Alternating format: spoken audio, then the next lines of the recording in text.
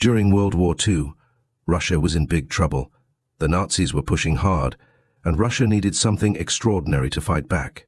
So, in secret labs, scientists like Dr. Ivan Petrov worked hard to find a solution. Dr. Petrov was really smart. He spent all his time trying to find a way to help soldiers fight without getting tired. Finally, he found it. A special mix that could keep soldiers going and going, like the Energizer Bunny. But they needed something extra to make it work even better. So, they searched and searched until they found a crazy gas. They called it Stimulant X. It was like magic. It could keep people awake for days. But they didn't know what they were messing with. They were about to start something they couldn't stop. Excited by their discovery, Dr. Petrov was now ready to put Stimulant X to the test. He selected 5 brave Russian soldiers for the experiment. Little did they know, they were about to start something they couldn't stop.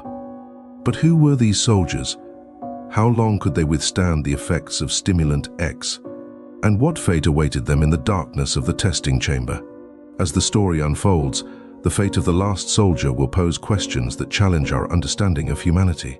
But is this story even real? Let's find out. Before we jump into the story of the first soldier, let's talk about the gas they used. A secret place, hidden deep in the Siberian wilderness. In this place, scientists were working on something mysterious called Stimulant X. They believed it could make people stay awake for a really long time.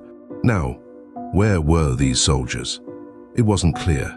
They might have been in a prison, a hospital, or somewhere else secretive. The soldiers didn't know much about what was going to happen to them, but the doctors reassured them. But were they willing to be part of this experiment, or were they forced into it? And how did they feel about it all? Watch the full video to find it out. Now, let's focus on the first soldier, a young man named Alexei Ivanov. He was only 23 years old, full of dreams and hopes like any other soldier. But when he joined this experiment, he didn't know what was coming. As they gave him the gas, Alexei's world started to spin. Days turned into nights, and he couldn't tell the difference anymore. He started seeing things that weren't real, and his mind wasn't his own. With each passing day, he felt worse. His energy faded, and he looked sick. His skin turned pale, and his eyes looked tired all the time. Despite what the doctors said, Alexei knew the experiment was hurting him. When it was finally over, Alexei wasn't the same. The gas had taken away his mind, leaving only darkness. But what happened to Alexei and the others? Stick around to find out in our journey through the Russian sleep experiment. Now, let's turn our attention to the second soldier, a man named Dmitry Petrov.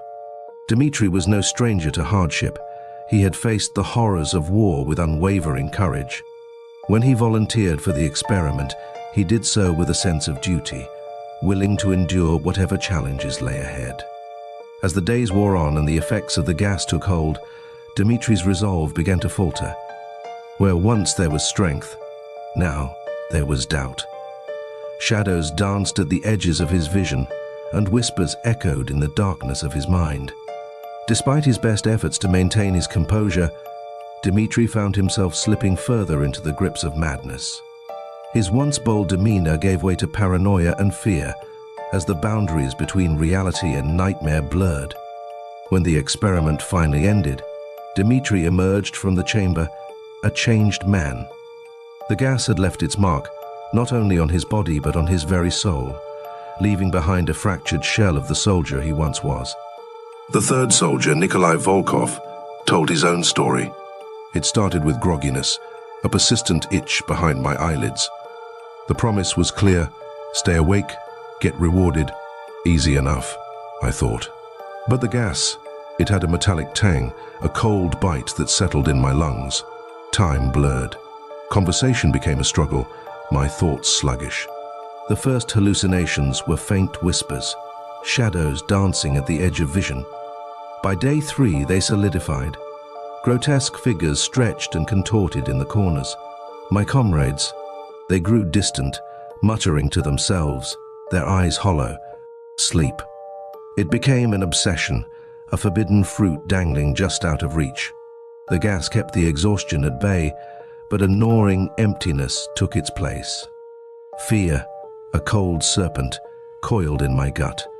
The screams started on day 5. Dimitri, his face a mask of terror, clawed at the vents, begging for sleep. Then came the violence. We turned on each other, fueled by a primal madness.